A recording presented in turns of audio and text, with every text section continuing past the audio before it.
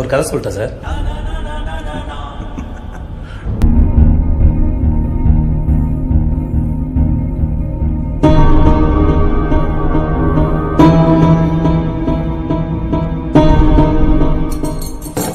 High readers, it's Ganesh. So இன்றைக்கி நம்ம பார்க்கக்கூடிய சிறுகதை என்ன அப்படின்னா பந்தயம் அப்படின்னு தமிழில் வெளியே வந்திருக்கக்கூடிய கதை. இது ஆங்கிலத்தில் தி பெட் அப்படின்னு சொல்லுவாங்க. ஸோ இந்த சிறுகதை எழுதினவர் யார் அப்படின்னா ஆண்டன் செக்கோவ் அப்படின்ற இந்த ரஷ்யன் ரைட்டர் தான் இந்த சிறுகதை எழுதியிருக்காரு. இது வெளியிட்ட ஆண்டு என்ன அப்படின்னா 1888ஆம் வருடம் டிசம்பர் மந்த்து ரஷ்ய நாளிதழில் ஃபேரி டேல் அப்படின்ற அந்த ஒரு டைட்டிலில் இந்த நாவல் இந்த ஒரு ஷார்ட் ஸ்டோரி வெளில வந்திருக்கு. ஸோ நாளடைவில் அந்த ஆண்டன் செக்கோட சிறுகதைகள் எல்லாமே தொகுத்து எழுதினவர் தான் இந்த கதைக்கு பந்தயம் அப்படின்ற ஒரு டைட்டில் வைக்கிறாரு, தி பெட் அப்படின்ட்டு. ஸோ ஆக்சுவலாக தி பெட் அப்படின்னா என்ன? பந்தயம் அப்படின்னாலே 2 பேருக்கு நடக்கிற ஒரு சேலஞ்ச் தான் பெட் இல்லையா? ஸோ அப்படி பார்த்தீங்க அப்படின்னா யார் 2 பேருக்கு நடுவில் இந்த பந்தயம் நடக்குது? ஒருத்தர் பார்த்திங்கன்னா ஒரு வங்கி உரிமையாளர், அதாவது அவர் ஒரு பேங்க் நடத்திட்டு வர்றாரு and he is a rich man. So ரொம்ப சிம்பிளாக புரிகிற மாதிரி he is a bank manager நம்ம வச்சுக்கலாம். இன்னொருத்தர் யார் அப்படின்னா யங் லாயர், ஒரு இளம் வழக்கறிஞர். ஸோ இவங்க 2 பேருக்கும் நடக்கக்கூடிய ஒரு பந்தயம் தான் இந்த பந்தயம் அப்படின்ற இந்த ஒரு கதை. ஸோ இந்த கதை எங்கே ஆரம்பிக்குது அப்படின்னா இந்த பேங்க் மேனேஜர் அவருடைய வயதான காலகட்டத்தில் ஒரு ஃப்ளாஷ்பேக் போகிறார். ஒரு காலில் அவர் நல்ல பணம் வச்சுருக்காரு.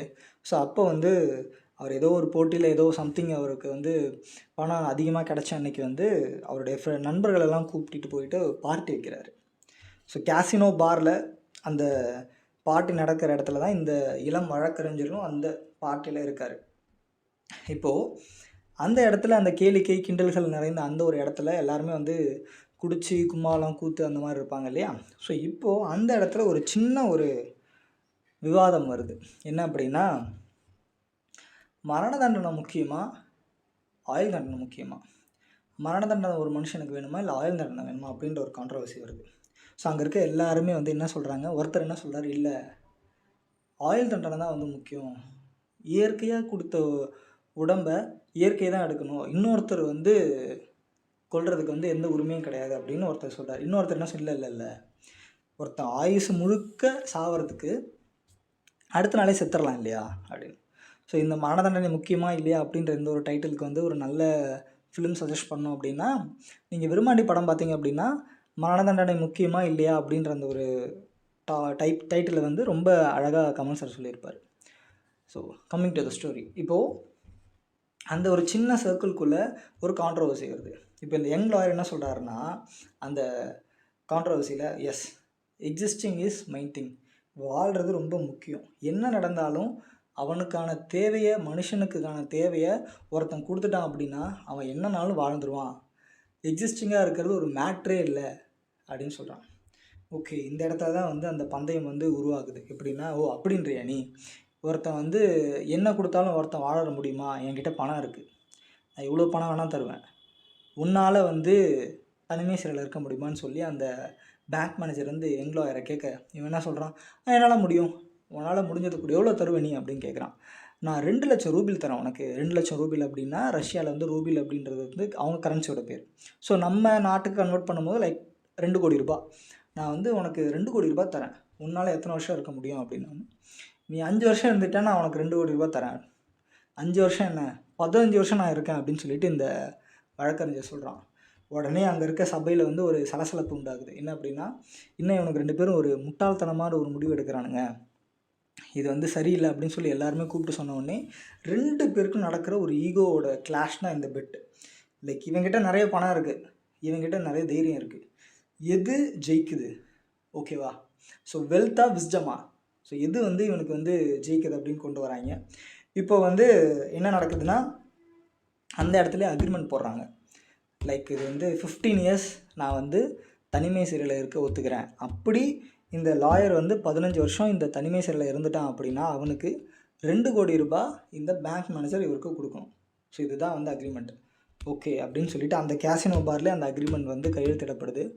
இந்த அக்ரிமெண்ட் எழுதினதோட இந்த தனிமை சிறை எங்கே இந்த யங் லாயரை வைக்கிறாங்க அப்படின்னா இந்த பேங்க் மேனேஜரோட வீட்டுக்கு பின்னாடியே ஒரு சின்ன வீடு அவர் வச்சுருக்காரு. ஸோ அந்த வீட்டில் இந்த யங் லாயரை தனிமை சிறை வச்சிடறாங்க.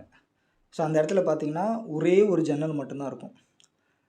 என்ன அனுமதி அப்படின்னா, அவருக்கான உணவு, கேட்ட உணவு அனுமதி. அவர் வந்து இசை கேட்கலாம், பாட்டு கேட்கலாம், ரேடியோ கேட்கலாம், புத்தகம் வாசிக்கலாம், என்ன வேணால் அவர் உள்ளே பண்ணிக்கலாம். ஆனால் அவருக்கு கிடைக்கவே கிடைக்காத ஒரு விஷயம் என்ன அப்படின்னா, மனிதர்களிடமிருந்து அவர் முற்றிலுமாக துண்டிக்கப்படுவார். அதாவது மனுஷங்க கிட்ட இவர் யாரையும் போய் பார்க்க முடியாது, இவரையும் யாரும் பார்க்க வரக்கூடாது. ஆனால் நீ அந்த வீட்டுக்குள்ள என்ன வேணால் பண்ணிக்கலாம், நீ கேட்டது கிடைக்கும். அது எல்லாத்துக்குமே இந்த பேங்க் மேனேஜர் என்ஷூர் பண்ணுவார். லைக் நீ என்ன கேட்டாலும் நான் தருவேன், ஆனால் நீ வந்து ஆஸ் அன் அக்ரிமெண்ட் நீ வந்து உள்ளே தான் இருக்கணும் அப்படின்றாங்க. Okay, I can do it அப்படின்னு சொல்லிட்டு ப்ரிசனுக்குள்ளே போயிடுறாங்க. The date in time date என்னைக்கு அப்படின்னா நவம்பர் 14, 1870 உள்ளே போகிறாரு. ஸோ நம்ம எல்லாருக்குமே வந்து நவம்பர் 14 வந்து ஒரு இம்பார்ட்டண்ட்டான டேட் இல்லையா? என்ன அப்படின்னா, ஒன்று லீவு, அடுத்து நேரு மாமாவுக்கு ஒரு birthday, and then children's day, இதெல்லாம் ஞாபகம் வரும். அண்ட் பர்சனலாக எனக்கு ரொம்ப அந்த நவம்பர் 14 ரொம்ப பிடிக்கும். ஏன் அப்படின்னா என்னோடய சிஸ்டரோட பர்த்டே அன்னைக்கு. So I never forget the date. So அப்படி இருக்கும்போது அண்ணன் எனக்கு இந்த புக்கை படித்ததுக்கப்புறம், இந்த ஒரு ஷார்ட் ஸ்டோரி படித்ததுக்கப்புறம் இந்த நவம்பர் 14 வந்தால் இந்த ஷார்ட் ஸ்டோரி டக்குன்னு ஞாபகத்துக்கு வந்துடும். ஓகே, நவம்பர் 14, 1870 அப்போ வந்து உள்ளே போகிறாரு. இவர் வெளில வரக்கூடிய டைம் வந்து அவுட் டைம் வந்து நவம்பர் 14, 1885 1885 வருடம் தான் வெளில வர முடியும். ஸோ அவரோட ப்ரிசன் லாக் பண்ணப்பட்டுருது. முதல்ல ஒரு 2-3 நாள் அங்கிட்டு இங்கிட்டு சுற்றுறாரு, ஜாலியாக இருக்கார். ஓகே, இது நல்லா இருக்கே, தனியாக ஒருத்தன் வீட்டில் அவன் கேட்குற ஃபுட்டு வருது, அவன் நினச்சதெல்லாம் செய்யலாம், உள்ள ஜாலியாக இருக்கான். 4வது 5வது நாள் வரும்போது ரியலைஸ் பண்ணுறாரு, ஓகே நம்ம எவ்வளோ பெரிய ட்ராப்பில் மாட்டியிருக்கோம் அப்படின்றது வந்து அந்த லாயருக்கு வந்து புரியுது. இப்படி வந்து மாட்டிக்கிட்டோமே, ஓகே என்ன நடந்தாலும் பரவாயில்ல, நம்ம இந்த 15 இயர்ஸை வெளில வந்துட்டோம் அப்படின்னா, கடந்து வந்துட்டோம்னா நமக்கு 2 கோடி ரூபாய் கிடச்சிரும். இதை வச்சு நம்ம நல்லா வந்து பிஸ்னஸ் பண்ணி நம்ம வந்து பெரிய ஆளாக வந்துடலாம் அப்படின்ற ஒரு மைண்ட் செட்டில் இந்த லாயர் இருக்கார். அதனால் என்ன பண்ணுறாரு அப்படின்னா, பொழுதுபோக்கு புத்தகங்களாக வர வச்சு படிக்க ஆரம்பிக்கிறார். பொழுதுபோக்கு படிக்கிறது, நாவல் படிக்கிறது, காதல் கதைகள் படிக்கிறது, ஃபேரி டெய்ல்ஸ் படிக்கிறது, ஃபேண்டசி படிக்கிறது அப்படின்னு சொல்லிட்டு அந்த ஒரு முதல் 2-3 வருஷம் அப்படியே கேளிக்கை கிண்டலுமா போயிட்டுருக்கு அவரோட வாழ்க்கை. அதுக்கு இடையில வந்து அவர் வந்து மியூசிக் கற்றுக்கிறாரு, பியானோ கற்றுக்கிறாரு. அவரோட ப்ரிசன்லேருந்து வெளில கேட்குறது வந்து பார்த்திங்கன்னா முற்றிலும் பியானோ சத்தம் மட்டும்தான் கேட்டுக்கிட்டே இருக்கும். ஓகே, 3 to 4 இயர்ஸ் முடியுது. உடனே கேளிக்கை கிண்டல்கள்லேருந்து எல்லா புத்தகத்தையும் ஒதுக்கிடுறாரு. உடனே என்ன படிக்க ஆரம்பிக்கிறார் அப்படின்னா, லிட்ரேச்சர் படிக்க ஆரம்பிக்கிறார். லிட்ரேச்சர், வரலாறு, இலக்கியம், வரலாறு படிச்சுக்கிட்டே இருக்கார். ஒரு நாளைக்கு எவ்வளோ புக்ஸ், அதாவது ஒரு வருடத்துக்கு அந்த வங்கி உரிமையாளர் வாங்கி கொடுத்த புத்தகம் மட்டுமே 600 புத்தகம். 365 நாளில் ஒருத்தன் 600 புத்தகம் முடிக்கிறது வந்து இம்பாசிபிள். அவனோட முழு வேலையே வாசிப்பு வாசிப்பு வாசிப்பு. 600 புத்தகம் முடிக்கிறான் ஒரு வருடத்துக்கு. தொடர்ந்து 4-5 வருடம் இதே மாதிரி பயணிக்கிறான். ஒரு நாள் வந்து படிக்கிறத முற்றிலுமாக நிறுத்திட்டு நான் வந்து மொழிகள் கற்றுக்க போகிறேன் அப்படின்றான். ஓகே, லாங்குவேஜஸ் நான் கற்றுக்கிறேன். ஸோ லாங்குவேஜஸ் கற்றுக்கிட்டது மட்டும் இல்லாமல் 4, 5, 6, 7 மொழிகள் கற்றுக்கிறான். கற்றுக்கிட்டு இப்போ வெளியே இருக்க கார்டியன் கிட்ட கேட்குறான், இப்போ நான் வந்து எழுதி தரேன். For example, my name is Sivanesh அப்படின்னு நான் வந்து இங்கிலீஷ் எழுதுகிறேன். இதே மாதிரி மை நேம் இஸ் சிவனேஷ் அப்படின்ற அந்த ஒரு லைனையே 6 லாங்குவேஜில் நான் எழுதி கொடுக்குறேன். இதை வந்து அந்தந்த மொழியில் தேர்ந்தவங்கக்கிட்ட நீங்கள் காமிங்க, நான் கரெக்டாக தான் மொழிபெயர்த்துறான் இருக்கேன் அப்படின்னு எனக்கிட்ட பார்த்து சொல்லுங்கள், நான் தெரிஞ்சுப்பேன், இந்த மொழியெலாம் வந்து நான் கரெக்டாக தெரிஞ்சுக்கிட்டேன் அப்படின்னு. அவனும் அதே மாதிரி எழுதி கொடுக்குறான். இவனும் போய் சரி பார்க்கும்போது அவன் எல்லாத்தையும் சரியாக எழுதியிருக்கான், மொழிகள் கற்றுக்கிறான். உடனே இது எல்லாத்துக்கும் ஒரு நாள் வந்து மூட்டை கட்டிட்டு வருடம் ஃபுல்லாக 600 புத்தகம் படித்த ஒரு மனுஷன் ஒரு வருஷம் ஒரே ஒரு புக்கு மட்டும் எழுத்து கூட்டி படிக்கிறான். என்ன புக் அப்படின்னா பைபிள். அவனோட முழு வேலையே அந்த ஒரு வருஷம் எந்திரிப்பான், பைபிள் படிப்பான், ப்ரே பண்ணுவான், தூங்குவான், சாப்பிட மாட்டான், சலனமே இருக்காது அவன் உடம்புல. எந்திரிப்பான், அழுவான், பைபிள் படிப்பான், தூங்குவான், ப்ரே பண்ணுவான். ஒரு வருஷம் ஃபுல்லாக அவன் அதான் பண்ணிகிட்டு இருந்தான். அடுத்த வருஷம் கேட்க ஆரம்பிக்கிறான், எனக்கு வந்து சயின்ஸ் புக்ஸ் வேணும் அப்படின்னு கேட்குறான். ஸோ ஒருத்தன் ரிலீஜன் புக்ஸை படிக்க ஆரம்பித்தாலே அடுத்து அவன் கேட்கக்கூடிய புக்ஸ் வந்து சயின்ஸ் புக்ஸ் தான். ஸோ நான் ஏன் வந்து இது ரொம்ப இன்ஸ்ட்ரக்ட் பண்ணுறேன் அப்படின்னா, கருட புராணம் படித்த உடனே நான் சர்ச் பண்ணது வந்து சயின்ஸ் புக்ஸ் தான். ஸோ எனக்கு தெரிஞ்சுது அந்த ப்ரிசனரோட ஃபீலிங் வந்து எனக்கு புரியுது. பிகாஸ் நான் கருட புராணம் படித்ததுக்கப்புறம் இவ்வளோ சில்லியாலாம் இருக்க முடியுமா, இவ்வளோ சில்லியாலாம் எழுத முடியுமான்னு நினச்சேன். ஸோ அதே மாதிரி தான் அவரும் ஃபீல் பண்ணியிருக்காருன்னு நினைக்கிறேன். Okay, coming to the story. அடுத்த வருஷம் அவன் அறிவியல் படிக்கிறான், அதோடு சேர்ந்து தத்துவமும் படிக்கிறான், ஃபிலாசபி அண்ட் சயின்ஸ் ரெண்டுத்தையுமே படிக்கிறான்.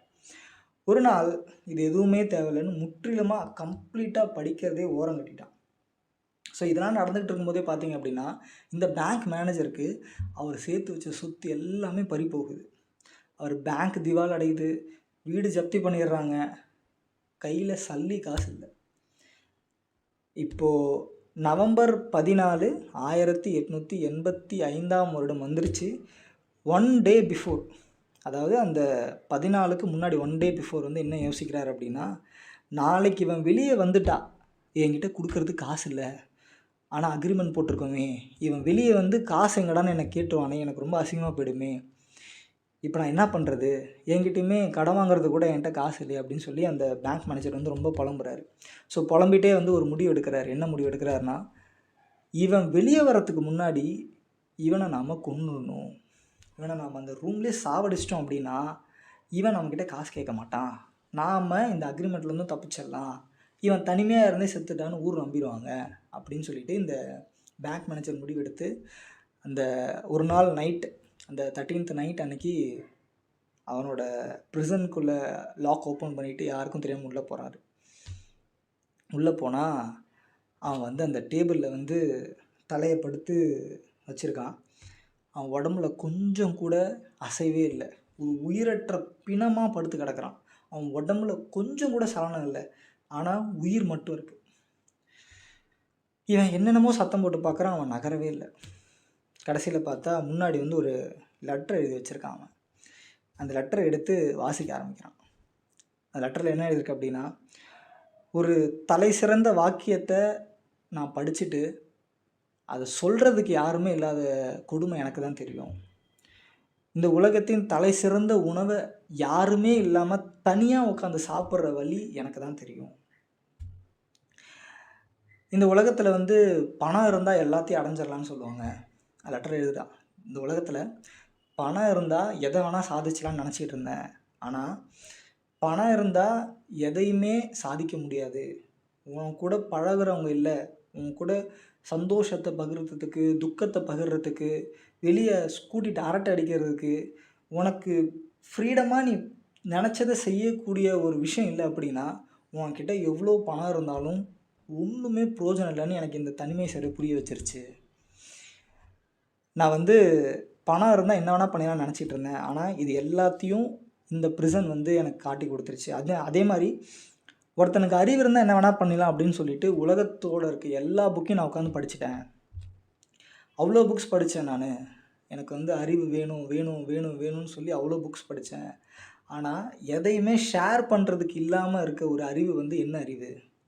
அண்டு என்னை யாருமே ரெகக்னைஸ் பண்ணல, என் கூட யாரும் பேசலை, நானும் யார் கூட பேசலை அப்படின்னா நான் ஒரு நான் லிவிங் தானே. இங்கே இருக்க ஒரு மரம் கற்றல் மாதிரி நானும் ஒரு நான் லிவிங்காக தானே இருக்கேன். எனக்கு வந்து இந்த வாழ்க்கையை சுதந்திரமாக வாழணும். அதனால் நான் என்ன முடிவு பண்ணுறேன் அப்படின்னா, இதெல்லாம் எழுதுகிறேன் அந்த லெட்டரில். அதனால் நான் என்ன முடிவு பண்ணுறேன் அப்படின்னா, நாளைக்கு இந்த பந்தயம் முடிஞ்சு இந்த கதவு திறக்கிறதுக்கு 5 மணி நேரத்துக்கு முன்னாடி இந்த இடத்துலேருந்து நான் தப்பிச்சிருவேன். இப்போ இவன் கொல்ல வேண்டியதில்லை, அவனே தப்பிச்சிருவான்றது தெரியுது. தெரிஞ்ச உடனே அவன் என்ன பண்ணுறான், இந்த லெட்டரை வந்து அங்கேயே வச்சுட்டு வெளில வந்துடுறான். வெளியே வந்துட்டு அவன் வீட்டில் உட்காந்து அவ்வளோ அழுகுறான். அவன் ரியலைஸ் பண்ணுறான், ஓகே இவ்வளோ வந்து எனக்கு வந்து வாழ்க்கையில் என்னோட வங்கி போயிடுச்சு, என்னோடய சொத்து எல்லாமே போயிடுச்சு, அப்போ கூட நான் வந்து இவ்வளோ ஃபீல் பண்ணல. ஒருத்தனுடைய ஃப்ரீடமை நான் வந்து பறிச்சிட்டேனே இத்தனை வருஷமா அப்படின்னு நினைக்கும் போது என்னால் தாங்க முடியல. நான் தப்பு பண்ணிட்டேன். எஸ், என்கிட்ட நிறைய பணம் இருக்குன்னு சொல்லிட்டு நான் பண்ணது எல்லாமே தப்பு தான் அப்படின்னு சொல்லி இவன் ரியலைஸ் பண்ணுறான். அதே மாதிரி தான் அந்த லாயர் ரியலைஸ் பண்ணியிருக்கான். எஸ், ஒரு மனுஷனால் எதையும் செய்ய முடியும் அப்படின்னு நினச்சது தப்பு தான், சுதந்திரமாக இருக்கணும் அப்படின்னு சொல்லிட்டு ஒரு கட்டத்தில் 2 பேருமே ரியலைஸ் பண்ணாங்க. அவன் படுத்து தூங்கிடுறான். யார்? லெட்டரை படிச்சுட்டு வீட்டுக்கு போய் அந்த பேங்க் மேனேஜர் படுத்து தூங்கிடுறான். இப்போ அடுத்த நாள் காலையில் நவம்பர் 14, 1885 வருது. அந்த ப்ரிசன் கதவு திறக்கப்படுது. உள்ளே போய் அந்த காவலாளி பார்க்குறான், அவன் கிடையாது. ஏன்னா இவனா தப்பிச்சு போய்டான்னு இவனுக்கும் தெரியும் இல்லையா? போய் பார்த்துட்டு அந்த லெட்டரை மட்டும் கொண்டு வந்து இந்த பேங்க் மேனேஜர்கிட்ட கொடுக்குறான். ஏன் அந்த மாதிரி அவன் தப்பிச்சிட்டான், நீங்கள் வந்து பந்தயத்தில் ஜெயிச்சிட்டிங்க, நீங்கள் பணம் கொடுக்க தேவையில்ல அப்படின்னு ஒன்று. சரின்னு சொல்லிட்டு இப்போ தான் ட்விஸ்ட்டு என்ன அப்படின்னா, அவன் அந்த லெட்டரை வாங்கி ஒரு உட்டன் பாக்ஸில் போட்டு லாக் பண்ணி வச்சிடறான். நாளைக்கு அவன் ஓடி போனவன் மனசு மாதிரி ரிட்டன் வந்து எங்கடா என் பணம்னு கேட்டால், அப்போ நீ காட்டலாம்ல இந்த லெட்டரை, இந்த மாதிரி நீ தான்டா எழுதி வச்சிருக்க அப்படின்னு சொல்லி. ஸோ யாருமே திருந்தலை பார்த்தீங்களா? 2 பேருமே ஒரு கட்டத்தில் அவங்கவுங்க பண்ண தப்பை ரியலைஸ் பண்ணாங்க. And then they become themselves. So அவ்வளோதான், கதை முடிஞ்சுச்சு. எனக்கு இந்த கதை படித்ததுக்கப்புறம் ஒரே ஒரு விஷயம் ஞாபகம் வருது. என்ன அப்படின்னா, நம்ம அதில் எத்தனை பேர் வந்து பந்தயமே கட்டாமல் ப்ரிசனில் இருந்துக்கிட்டு இருக்கோம்? நல்லா யோசிச்சு பாருங்கள். என்னுடைய அம்மா வந்து பந்தயமே கட்டாமல் நாங்கள் தான் உலகம்னு சொல்லி ஒரு ப்ரிசனில் இருக்காங்க. நிறைய பேரோட அம்மாவும் அப்படி தான் இருக்காங்க. இந்திய பெண்கள் 3/4 பேர் அப்படி தான் இருக்காங்க. அண்டு நம்மளை யோசிச்சு பாருங்கள். வீடியோ பார்க்குற ஸ்டூடெண்ட்ஸ் ஆகட்டும், ஸ்டூடெண்ட்ஸ் வேண்டாம், வீடியோ பார்க்குற ஒர்க்கர்ஸ் ஆகட்டும், இந்த கம்பெனி இதான் எனக்கு அப்படின்னு சொல்லிட்டு எத்தனை பேர் கம்பெனிக்கு அடிமையாக இருக்கும்? ஒவ்வொரு ப்ரைவேட் கம்பெனிக்கு எத்தனை பேர் நம்ம இங்கே அடிமையாக இருக்கும்?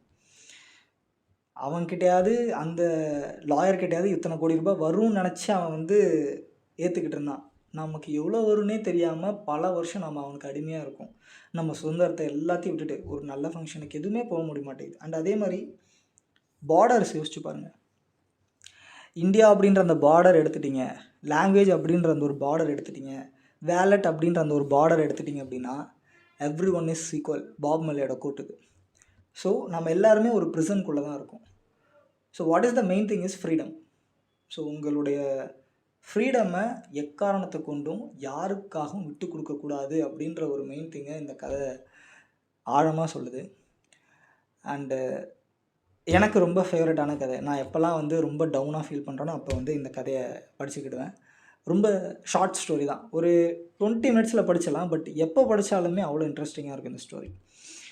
எஸ். அண்டு இதே மாதிரியான interesting short stories, book recommendations, book reviews பற்றி தெரிஞ்சுக்கணும் அப்படின்னா நார்காட்டிக் ரீடர் சேனலை சப்ஸ்கிரைப் பண்ணிவிடுங்க.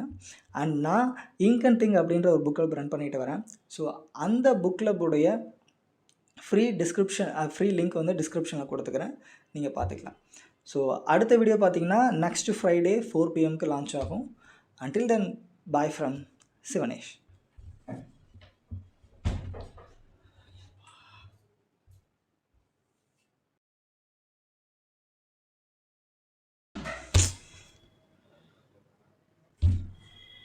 லாயர் என்னடா நேரம் உண்டா? என்னடா இப்ப